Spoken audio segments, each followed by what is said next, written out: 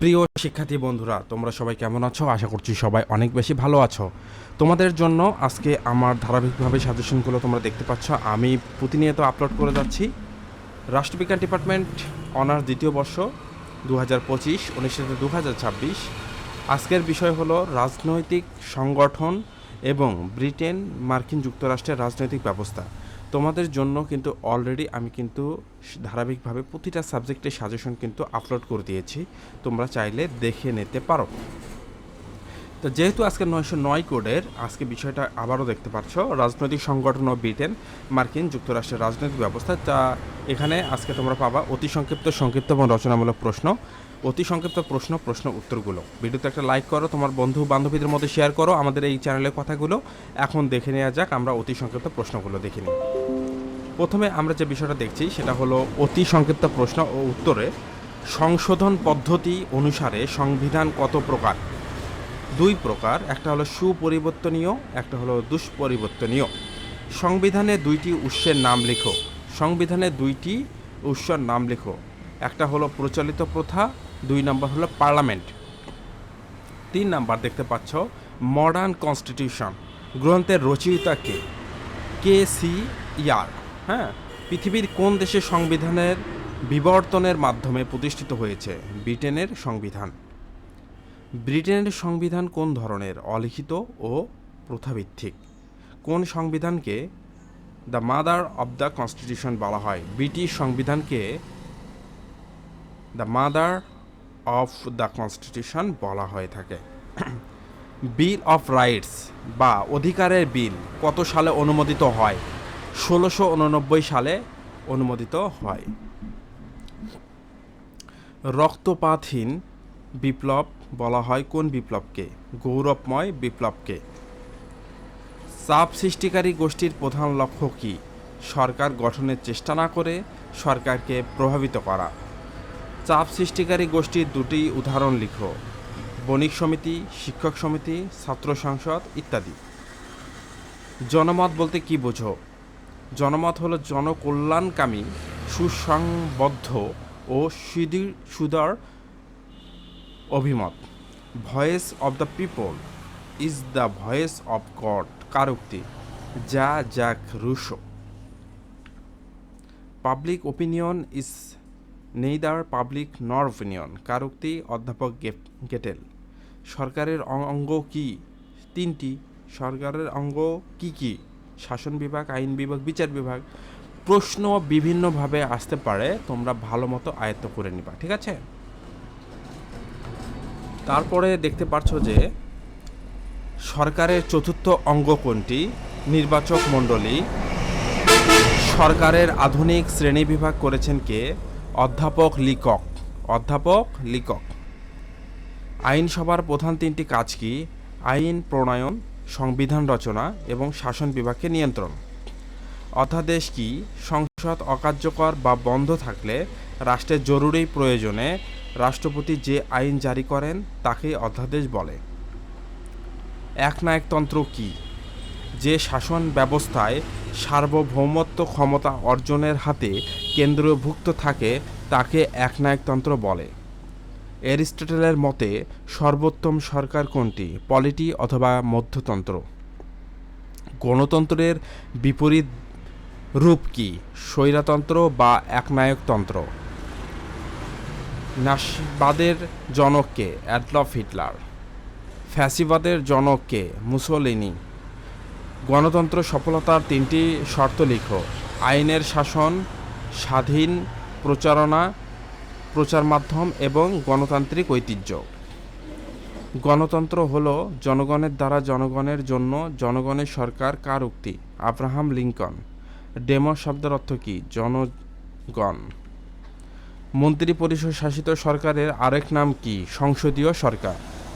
কোন ধরনের সরকার ব্যবস্থায় শাসন বিভাগ আইন বিভাগের নিকট দায়ী? মন্ত্রী পরিষদ বা সংসদীয় সরকার। সংসদীয় সরকার পদ্ধতি কোন কোন দেশে প্রচলিত আছে? বাংলাদেশ ও ভারত। সংসদীয় সরকার ব্যবস্থার সরকার প্রধানকে? প্রধানমন্ত্রী।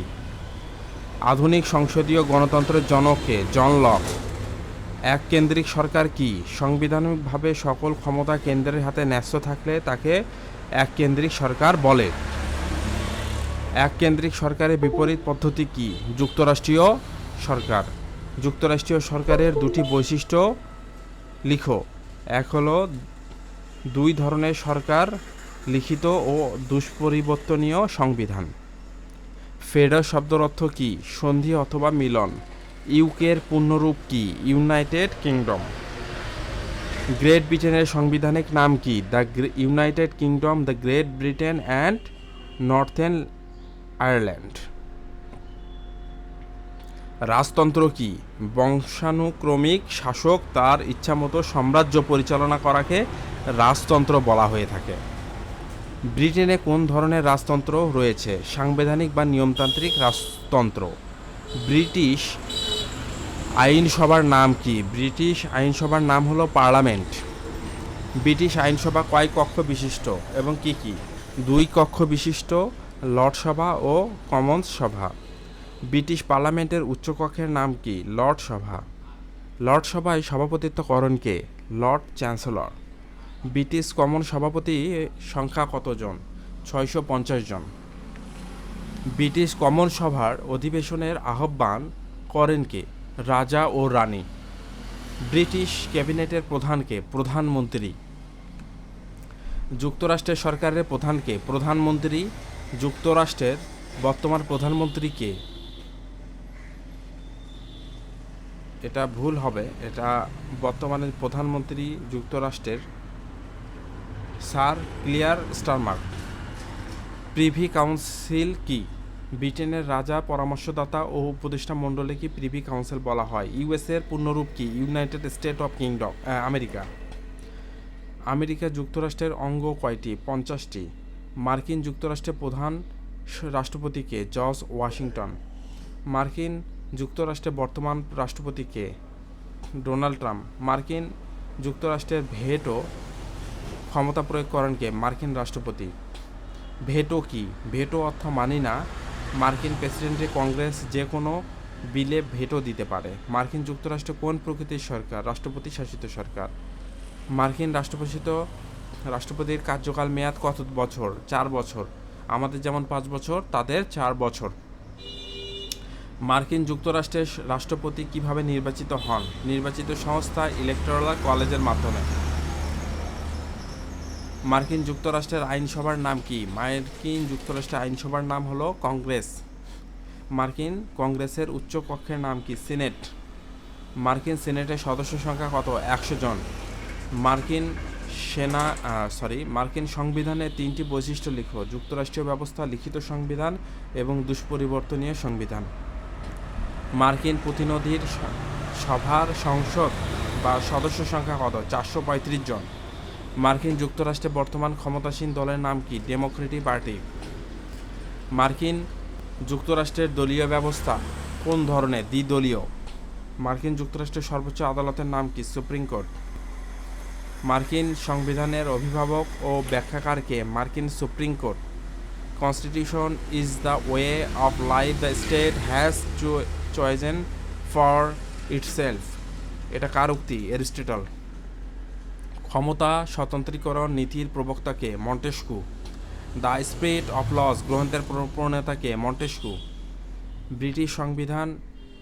এখন তোমরা দেখতে পারবে যে আমরা অতি সংক্ষিপ্ত প্রশ্ন উত্তরগুলো শেষ করেছি অলরেডি। এখন আমরা যেটা দেখব সেটা হলো সংক্ষিপ্ত প্রশ্ন। আমি বিশ্বাস করছি যে তোমরা খাতায় নোট করছো সম্পূর্ণ প্রশ্নগুলো এবং খাতায় নোট করে নিয়ে নাও। হ্যাঁ, ব্রিটিশ দেখো সংবিধান, সংক্ষিপ্ত প্রশ্ন খাতায় লিখে নাও। প্রথম হলো ব্রিটিশ সংবিধানের উৎসগুলো লিখো। রাষ্ট্রপতি শাসিত সরকারের ব্যবস্থা আলোচনা করো। সংসদীয় সরকার বলতে কি বুঝো? রাজনৈতিক দল ও চাপ সৃষ্টিকারী গোষ্ঠীর মধ্যে পার্থক্য লিখো। মার্কিন রাষ্ট্রপতি নির্বাচন পদ্ধতি ব্যাখ্যা করো। গণতন্ত্রে জনমতের গুরুত্ব আলোচনা করো। মার্কিন যুক্তরাষ্ট্রের স্পয়েল সিস্টেম কি? ক্ষমতা স্বতন্ত্রীকরণ নীতিটি ব্যাখ্যা করো। মার্কিন সংবিধানের নিয়ন্ত্রণ ও ভারসাম্য নীতি ব্যাখ্যা করো। যুক্তরাষ্ট্রীয় সরকারের বৈশিষ্ট্য আলোচনা করো। রাজা কোনো অন্যায় করতে পারে না তা ব্যাখ্যা করো। ইলেকট্রো ইলেকটোরাল কলেজ সম্পর্ক ধারণা দাও। এবার আসা যাক রচনামূলক প্রশ্নগুলো। আমি আশা করছি তোমরা চ্যানেলটিকে সাবস্ক্রাইব করেছো এবং ভিডিওতে একটা মাস্ট লাইক দেবা, এবং তোমাদের যদি কোনো মতামত থাকে তাহলে অবশ্যই সেটা কমেন্টে লিখবা। ব্রিটিশ পার্লামেন্ট সার্বভৌম উক্তিটি ব্যাখ্যা করো। আধুনিক রাষ্ট্রে শাসন ব্যবস্থা ক্ষমতা বৃদ্ধির কারণগুলো ব্যাখ্যা করো। সংবিধানের সংজ্ঞা দাও। উত্তম সংবিধানের বৈশিষ্ট্যগুলো আলোচনা করো। ব্রিটেনে রাজতন্ত্র টিকে থাকার কারণসমূহ আলোচনা করো। মার্কিন রাষ্ট্রপতি ক্ষমতা ও কার্যাবলী আলোচনা করো। যুক্তরাষ্ট্রীয় সরকার কি? যুক্তরাষ্ট্রীয় সরকারের সফলতা শর্তগুলো লিখো। নির্বাচক মণ্ডলীর সংজ্ঞা দাও। আধুনিক গণতান্ত্রিক রাষ্ট্রের নির্বাচক মণ্ডলীর ভূমিকা আলোচনা করো। রাজনৈতিক দলের সংজ্ঞা দাও। গণতান্ত্রিক রাষ্ট্রে রাজনৈতিক দলের ভূমিকা বিশ্লেষণ করো। বিচার বিভাগীয় পর্যালোচনা কি? মার্কিন যুক্তরাষ্ট্রের রাজনৈতিক ব্যবস্থা তাৎপর্য বিশ্লেষণ করো। বিচার বিভাগের স্বাধীনতা কি? বিচার বিভাগের স্বাধীনতা রক্ষার উপায়গুলো আলোচনা করো। জনমতের সংজ্ঞা দাও। জনমত গঠনের বাহনগুলো আলোচনা করো। প্রথা বলতে কি বোঝো? ব্রিটেনের রাজনৈতিক ব্যবস্থার প্রথা মান্য করা হয় কেন? এই কয়েকটি ছিল রচনামূলক সংক্ষিপ্ত এবং অতি সংক্ষিপ্ত প্রশ্নগুলো। আশা করছি তোমরা সেগুলো ভালোভাবে মতো কমন পাবে এবং কমন পেয়েছো ইতিপূর্বে আমার সাজেশনগুলো থেকে। ভালো থাকবে, সুস্থ থাকবে।